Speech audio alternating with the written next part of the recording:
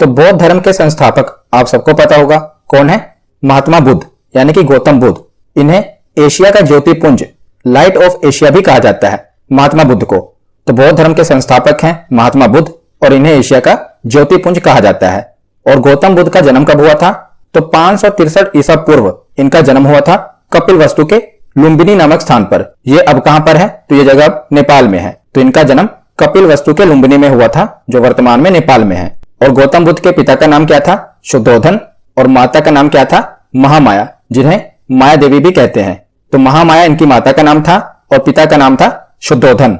और गौतम बुद्ध की माता की मृत्यु इनके जन्म के 7वें दिन ही हो गई थी। इसीलिए इनका जो लालन पालन था इनकी सौतेली मां प्रजापति गौतमी ने किया था। तो इनकी मां की मृत्यु इनके जन्म के 7वें दिन ही हो गई थी। तो इसके बाद इनका पालन पोषण इनकी सौतेली मां प्रजापति गौतमी ने किया था। और गौतम बुद्ध के बचपन का क्या नाम था? तो इनके बचपन का नाम था सिद्धार्थ। क्या था? सिद्धार्थ। उसके बाद आगे है कि बचपन से ही गौतम बुद्ध का मन आध्यात्मिकता की ओर था। इसीलिए इनके पिता ने क्या किया? इनका विवाह 16 वर्ष की अवस्था में ही यशोधरा के साथ करा दिया। किसके साथ? यशोधरा के साथ।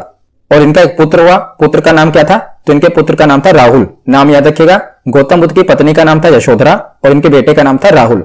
तो जो गौतम बुद्ध हैं जब ये पैदा हुए थे ना, तो एक ऋषि ने एक भविष्यवाणी की थी इनके पिता के सामने कि जो आपका ये बेटा है यानी कि जो गौतम बुद्ध हैं ये बड़े होके बहुत बड़े सन्यासी बनेंगे।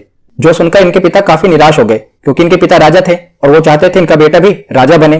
पर जब ये ऋषि ने भविष्यवाणी की कि इनका बेटा बड़ा होकर क्या बनेगा? सन्यासी बनेगा, तब से राजा ने ठान लिया कि मैं अपने बेटे को कोई भी दुख नहीं दिखाऊंगा ताकि उसका मन वैराग्य की ओर ना जाए। इसीलिए उन्होंने राजमहल में ऐसी व्यवस्थाएं कर दी कि गौतम बुद्ध ने जब तक विवाह हो गया तब तक उन्होंने कोई भी बूढ़ा आदमी नहीं देखा, ना उन्होंने किसी व्यक्ति की मृत्यु देखी। मतलब कि सब दुखों से उन्हें परे रखा गया।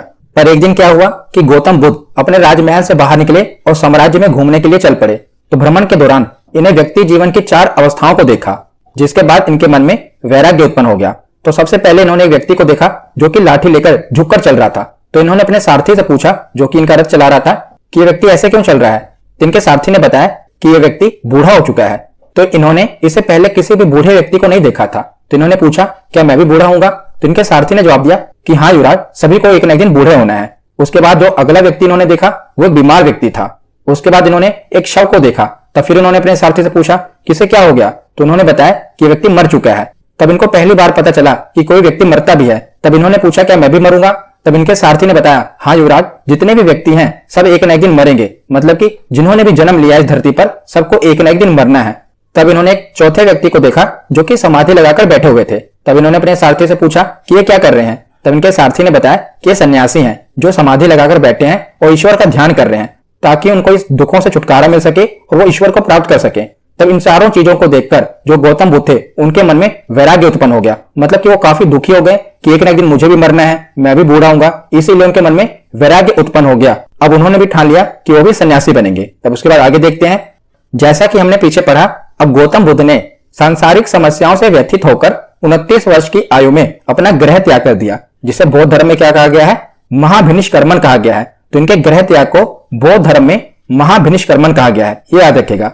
और ज्ञान की खोज में बुद्ध इधर उधर भटकते रहे। फिर इन्हें अलार कलाम मिले जो इनके पहले गुरु बने। तो महात्मा बुद्ध के पहले गुरु कौन बने? अलार कलाम। और इन्होंने अलार कलाम से सांख्य दर्शन की शिक्षा ली। किस चीज की? सांख्य दर्शन की शिक्षा ली। इसके बाद महात्मा बुद्ध ने अपने 5 मित्रों के साथ सारनाथ के वन में लगभग कई वर्षों तक कठोर तपस्या की, पर इसके बाद भी कोई परिणाम ना निकला। तो इसके बाद महात्मा बुद्ध ज्ञान की प्राप्ति के लिए गया चले गए, बिहार के गया में चले गए।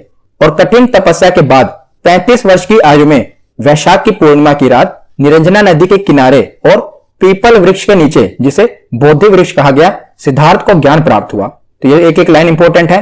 35 वर्ष की आयु में और वैशाख पूर्णिमा की रात में किस नदी के तट पर? निरंजना नदी, जिसे फाल्गु नदी भी कहते हैं। निरंजना नदी के किनारे और पीपल वृक्ष के नीचे इन्हें ज्ञान की प्राप्ति हुई। तो ज्ञान प्राप्ति के बाद सिद्धार्थ बुद्ध के नाम से जाने जाने लगे। इससे पहले इनका क्या नाम था? सिद्धार्थ। पर जब इन्हें ज्ञान की प्राप्ति हो गई तब इनका नाम क्या पड़ गया? बुद्ध। और ये जो स्थान है ये कहां पर है? तो ये बोध गया यानी कि बिहार में बोध गया नामक स्थान है, वहां पर इनको ज्ञान की प्राप्ति हुई। तो बुद्ध ने अपना प्रथम उपदेश सारनाथ में दिया है। कहां पर? सारनाथ में, जिसे बौद्ध ग्रंथों में धर्म चक्र परिवर्तन कहा गया। ये आपसे एग्जाम में पूछा गया है कि धर्म चक्र परिवर्तन का अर्थ क्या है। तो धर्म चक्र परिवर्तन का अर्थ है कि बुद्ध ने अपना पहला उपदेश दिया था, इसे धर्म चक्र परिवर्तन कहा गया। और इन्होंने अपना उपदेश किस भाषा में दिया था? तो इन्होंने अपना उपदेश पाली भाषा में दिया था। इन्होंने अपना पहला उपदेश तो सारनाथ में दिया था, पर इन्होंने अपने सर्वाधिक उपदेश कहां दिए थे? श्रावस्ती में दिए थे, याद रखिएगा। उसके बाद देखते हैं, तो महात्मा बुद्ध ने 4 सत्य कथन कहे थे। पहला कथन है कि संसार दुखों से भरा है। दूसरा कथन है कि हर दुख का कोई ना कोई कारण है। तीसरा कथन है कि सभी दुखों का सबसे बड़ा कारण इच्छा है। और चौथा कथन है कि इस इच्छा पर नियंत्रण पाया जा सकता है। तो ये महात्मा बुद्ध ने 4 सत्य कथन कहे थे। और बौद्ध धर्म के त्रिरत्न हैं। तो त्रिरत्न कौन कौन से हैं? पहला है बुद्ध, दूसरा है संघ और तीसरा है धम्म। आपने सुना होगा ना कि बुद्धम शरणम गच्छामि, संघम शरणम गच्छामि, धम्मम शरणम गच्छामि। तो बुद्धम शरणम गच्छामि मतलब कि बुद्ध के शरण में जाओ। तो बौद्ध धर्म के ये त्रिरत्न है, बुद्ध, संघ और धम्म, याद रखिएगा। उसके बाद देखते हैं, तो महात्मा बुद्ध के परम अनुयायी थे बिंबिसार, प्रसेनजित और उदयन। ये राजा थे, ये महात्मा बुद्ध के प्रमुख अनुयायी थे। और बुद्ध के अनुयायी 2 भागों में विभाजित थे। कौन कौन से? पहला है भिक्षुक और दूसरा है उपासक। तो भिक्षुक कौन थे? तो बौद्ध धर्म का प्रचार करने के लिए संन्यास ग्रहण किया जिन्होंने, वो भिक्षुक कहलाए। तो जैसे महात्मा बुद्ध ने ग्रह त्याग दिया था, उसी प्रकार जो भिक्षुक थे इन्होंने भी अपना ग्रह त्याग दिया और संन्यास ग्रहण कर लिया। और दूसरे थे उपासक, जिन्होंने अपना ग्रह नहीं त्यागा, ये गृहस्थ जीवन में रहते हुए इन्होंने बौद्ध धर्म अपनाया, तो इन्हें उपासक कहा गया। तो बुद्ध के अनुयायी 2 भागों में विभाजित थे, एक थे भिक्षुक और दूसरे थे उपासक। तो बौद्ध संघ में सम्मिलित होने के लिए जो न्यूनतम आयु थी, अगर आपको बौद्ध संघ में सम्मिलित होना है तो इसकी न्यूनतम आयु रखी गई थी 15 वर्ष की आयु थी। उसके बाद देखते हैं बुद्ध के जीवन से संबंधित बौद्ध धर्म के प्रतीक। तो पहला है जन्म, तो इनके जन्म का प्रतीक है कमल एवं सांड। उसके बाद है ग्रह त्याग, तो इनके ग्रह त्याग का प्रतीक है घोड़ा। उसके बाद है ज्ञान, इनके ज्ञान का प्रतीक है पीपल, जिसे बोधि वृक्ष कहते हैं। उसके बाद है निर्वाण, तो इनके निर्वाण का प्रतीक है पदचिन्ह। उसके बाद है मृत्यु, तो इनके मृत्यु का प्रतीक है स्तूप। तो ये आपको याद होना चाहिए, सीधा वन लाइनर ये क्वेश्चन पूछ लिया जाता है। तो उसके बाद है कि 80 वर्ष की अवस्था में 483 ईसा पूर्व कुशीनगर में बुद्ध का निधन हो गया। कहां पर? कुशीनगर में। यह भी उत्तर प्रदेश में है कुशीनगर, जिसे बौद्ध धर्म में महापरिनिर्वाण कहा गया। इनकी मृत्यु को बौद्ध धर्म में क्या कहा गया? महापरिनिर्वाण कहा गया। और निधन के पश्चात जो बुद्ध की अस्थियां थी, इनके अवशेष थे, इनको भारत के 8 जगहों पर स्थापित कर स्तूपों का निर्माण कराया गया। और ये स्तूप आपने सुने होंगे, सांची का स्तूप बहुत ही मशहूर है। सांची का स्तूप, इसका निर्माण किसने करवाया था? तो सम्राट अशोक ने सांची के स्तूप का निर्माण करवाया था। तो महात्मा बुद्ध की मृत्यु के बाद बौद्ध धर्म के प्रचार प्रसार के लिए 4 बौद्ध संगीतियों का आयोजन किया गया। तो जब महात्मा बुद्ध की मृत्यु हो गई तो बौद्ध धर्म के प्रचार प्रसार के लिए 4 बौद्ध संगीतियों का आयोजन किया गया था। तो पहली बौद्ध संगीति का आयोजन 483 ईसा पूर्व कहां पर किया गया? राजगीर में किया गया, जिसे राजगृह भी कहते हैं। और वहां के राजा कौन थे? अजातशत्रु। और उस समय पुरोहित कौन थे? तो महाकश्यप पुरोहित थे, यानी कि एक तरह के जो अध्यक्ष थे वो थे महाकश्यप। तो पहली बौद्ध संगीति हुई 483 ईसा पूर्व। जगह कौन सी है? राजगीर। राजा कौन थे? अजातशत्रु। और पुरोहित कौन थे? महाकश्यप। उसके बाद जो दूसरी बौद्ध संगीति हुई ये 100 साल बाद 383 ईसा पूर्व में हुई। कहां पर? वैशाली में। राजा कौन थे? कालाशोक। और पुरोहित कौन थे? सबकामी, याद रखिएगा। और तीसरी बौद्ध संगीति हुई 255 ईसा पूर्व पाटलिपुत्र में, जिसे पटना कहा जाता है। राजा कौन थे? अशोक। और पुरोहित कौन थे? मोगलीपुत्तिस, ये पुरोहित थे। और चौथी बौद्ध संगीति हुई प्रथम वर्ष में, यानी कि पहली ईस्वी में। और जगह कौन थी? कुंडलवन, आज का कश्मीर। और राजा कौन थे? कनिष्क। और पुरोहित कौन थे? तो इसमें अध्यक्ष थे वसुमित्र। और अगर आपसे उपाध्यक्ष पूछा जाए तो वो थे अश्वघोष, याद रखेगा। अध्यक्ष थे वसुमित्र और उपाध्यक्ष थे अश्वघोष। तो ये 4 संगीतियां हुई थी। एक बार रिवीजन कर लेते हैं।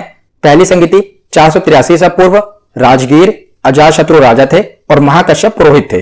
दूसरी बौद्ध संगीति सीधा 100 वर्ष बाद 383 ईसा पूर्व, वैशाली में, कालाशोक राजा थे और सबकामी पुरोहित थे। तीसरी बौद्ध संगीति 255 ईसा पूर्व, पाटलिपुत्र में, अशोक राजा थे और मुगलोपोत्तिस ये पुरोहित थे। और चौथी बौद्ध संगीति पहली ईस्वी में, कुंडलवन में, कनिष्क राजा थे और अध्यक्ष थे वसुमित्र और उपाध्यक्ष थे अश्वघोष। तो उसके बाद देखते हैं चौथी बौद्ध संगीति के बाद जो बौद्ध धर्म था ये 2 भागों में बट गया। जैसे हमने पढ़ा था महावीर स्वामी के बारे में जैन धर्म वाली वीडियो में, कि जब महावीर स्वामी की मृत्यु हुई थी तो उसके बाद जो जैन धर्म था वो भी 2 भागों में बट गया था, श्वेतंबर और दिगंबर। उसी प्रकार चौथी बौद्ध संगीति के बाद बौद्ध धर्म भी 2 भागों में बट गया, हीनयान और महायान। ये दोनों ही अपने अपने तरीकों से आगे बौद्ध धर्म का प्रचार प्रसार करने लगे। तो पहले देखते हैं हीनयान। तो जो हीनयान है ये बौद्ध धर्म का प्राचीन रूप है, मतलब कि जैसे बौद्ध धर्म चला रहा था उसी प्रकार का ये प्राचीन रूप है। पर जो महायान है ये नवीन रूप है, ये बौद्ध धर्म का नवीन रूप है। हीनयान वाले ये कठोर मार्ग अपनाते हैं। इसके द्वारा कम लोग निर्वाण की प्राप्ति कर सकते हैं, यानी कि बहुत ही कम लोग मोक्ष की प्राप्ति कर सकते हैं, क्योंकि जो इनका रास्ता है वो बहुत ही कठोर है। तो बहुत ही कम लोग इसमें निर्वाण की प्राप्ति कर पाते हैं, क्योंकि बहुत ही कम लोग उस कठोर मार्ग से गुजर पाते हैं। पर जो महायान वाला मार्ग है ये बहुत ही सरल मार्ग है। इसके द्वारा अधिक से अधिक लोग निर्वाण की प्राप्ति कर सकते हैं। जो हीनयान है ये बौद्ध को अलौकिक गुण वाला सामान्य पुरुष मानते हैं, मतलब कि उनको ये एक इंसान ही मानते हैं जो एक अलौकिक गुण वाले थे। पर जो महायान है ये बुद्ध को भगवान मानते हैं, इनमें अंतर है। उसके बाद देखते हैं तो जो हीनयान वाले हैं ये बुद्ध के प्रतीकों की पूजा करते हैं, पर जो महायान वाले हैं ये बुद्ध की मूर्ति की पूजा करते हैं। उसके बाद अगला पॉइंट है, हीनयान वालों के जो ग्रंथ हैं वो पाली भाषा में रचे गए हैं, क्योंकि ये बौद्ध धर्म का प्राचीन रूप है। हमने पीछे पढ़ा था कि महात्मा बुद्ध ने जो अपने उपदेश दिए थे वो भी पाली भाषा में दिए थे। तो हीनयान वालों के जो ग्रंथ हैं वो भी पाली भाषा में रचे गए हैं, पर महायान वाले ग्रंथ जो हैं ये संस्कृत भाषा में रचे गए हैं। उसके बाद हीनयान वाले ये कर्म एवं धर्म में विश्वास करते हैं, पर जो महायान वाले हैं ये परोपकार में विश्वास करते हैं। इसमें बोधिसत्व का आदर्श ग्रहण किया है, जो दूसरों का कल्याण करते हैं, मतलब कि परोपकार में ज्यादा विश्वास करते हैं। और जो हीनयान वाले हैं इनका प्रचार प्रसार लंका, बर्मा, थाईलैंड, कंबोडिया आदि देशों में हुआ, बर्मा यानी कि म्यांमार। और जो महायान वाले हैं इनका प्रचार प्रसार चीन, तिब्बत, जापान, कोरिया जैसे देशों में हुआ। तो ये था हीनयान और महायान में अंतर। आशा करता हूं आपको समझ में आ गया होगा कि हीनयान और महायान में अंतर क्या है। उसके बाद देखते हैं बौद्ध साहित्य। तो त्रिपिटक बहुत ही इंपॉर्टेंट है, कई बार एग्जाम में पूछा गया है कि त्रिपिटक किस धर्म से संबंधित है। तो ये बौद्ध धर्म से संबंधित है। ये मूल रूप से पाली भाषा में रचे गए हैं और इनकी संख्या कितनी है तो 3 है, इसीलिए इन्हें त्रिपिटक कहा जाता है। तो पहला है विनय पिटक, इसमें भिक्षु एवं भिक्षुणियों के आचरण संबंधी नियम है विनय पिटक में। और दूसरा है सुत्त पिटक, इसमें बौद्ध धर्म के जो उपदेश है उन्हें संकलित किया गया है सुत्त पिटक में। और तीसरा पिटक है अभिधम्म पिटक, इसमें बौद्ध धर्म की दार्शनिक व्याख्याएं दी गई हैं। इसका सबसे महत्वपूर्ण भाग कथा वस्तु है। तो ये तीनों मिलकर कहलाते हैं त्रिपिटक। पहला है विनय पिटक, दूसरा है सुत्त पिटक और तीसरा है अभिधम्म पिटक। उसके बाद अगला बौद्ध साहित्य है जातक कथाएं। ये मूल रूप से पाली भाषा में रचे गए हैं। इनकी संख्या 549 है और इनमें बुद्ध के पूर्व जन्म की कथाएं हैं, याद रखिएगा। जातक कथाओं में बुद्ध के पूर्व जन्म की कथाओं का वर्णन है। उसके बाद है बुद्ध चरित। तो इसकी रचना संस्कृत भाषा में हुई है और अश्वघोष द्वारा रचित यह एक महाकाव्य है। इसमें बुद्ध का जीवन वृत्त एवं उनकी शिक्षाओं का वर्णन है और इसे बौद्धों का रामायण कहा जाता है। तो जैसे रामचरितमानस में राम जी के जीवन का वर्णन है, उसी प्रकार बुद्ध चरित में किसका वर्णन है, बुद्ध के जीवन का वर्णन है, इसीलिए इसे बौद्धों का रामायण कहा जाता है। उसके बाद है धम्मपद। ये पाली भाषा में रचा गया है और इसे बौद्धों की गीता कहा जाता है। तो धम्मपद को बौद्धों की गीता कहा जाता है। तो यहां पर हमारा थ्योरी सेक्शन कंप्लीट होता है। अब हम प्रीवियस ईयर क्वेश्चन देखते हैं। तो पहला प्रश्न है कि सांची का स्तूप का निर्माण किसने करवाया था। तो सांची के स्तूप का निर्माण किसने करवाया था, सम्राट अशोक ने। ऑप्शन सी इसका सही जवाब होगा। अगला प्रश्न है अजंता और एलोरा की गुफाएं भारत के किस राज्य में स्थित हैं। तो इंपॉर्टेंट क्वेश्चन था और बौद्ध धर्म से रिलेटेड था, इसीलिए मैंने इसमें कवर कर दिया। और मैंने यूनेस्को वाली वीडियो में आपको पढ़ाया था इसके बारे में। तो उस वीडियो में मैंने जितने भी भारत के विश्व विरासत स्थल हैं जो कि यूनेस्को में शामिल हैं सभी को कवर किया है। अगर आपने वो वीडियो नहीं देखी तो स्टैटिक जीके की प्लेलिस्ट में जाकर जरूर देख लेना, वहां पर मैंने आपको बताया था। तो अजंता और एलोरा की गुफाएं कहां पर हैं, ये महाराष्ट्र में है। ऑप्शन सी इसका सही जवाब होगा। अगला प्रश्न है कि किन्हें एशिया का प्रकाश कहा जाता है। तो एशिया का प्रकाश किन्हें कहा जाता है, गौतम बुद्ध को। ऑप्शन ए इसका सही जवाब होगा। अगला प्रश्न है कि गौतम बुद्ध ने महापरिनिर्वाण कहां पर लिया था। तो महापरिनिर्वाण कहां पर लिया था गौतम बुद्ध ने, तो इसका सही जवाब है कुशीनगर। ऑप्शन बी इसका सही जवाब होगा। अगला प्रश्न है कि सारनाथ स्तंभ का चक्र निम्न में से किसे इंगित करता है। तो सारनाथ में ही बुद्ध ने अपना पहला उपदेश दिया था। तो सारनाथ स्तंभ का जो चक्र है ना वो किसे इंगित करता है, तो प्रगति, प्रोग्रेस को इंगित करता है। ऑप्शन सी इसका सही जवाब होगा। अगला प्रश्न है कि कौन सा स्थान गौतम बुद्ध से संबंधित नहीं है।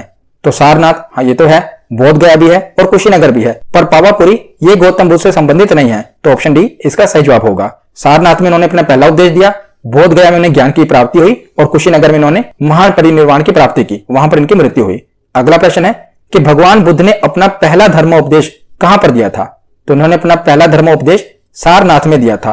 तो ऑप्शन सी इसका सही जवाब होगा। अगला प्रश्न है कि विख्यात बोरोबुदुर बुद्ध मंदिर कहां पर स्थित है। तो ये काफी इंपॉर्टेंट क्वेश्चन था, इसीलिए मैंने इसे भी कवर कर दिया। तो विख्यात बोरोबुदुर बुद्ध मंदिर कहां पर है, तो इसका सही जवाब है ऑप्शन सी, इंडोनेशिया में यह प्रसिद्ध बुद्ध मंदिर है, याद रखिएगा।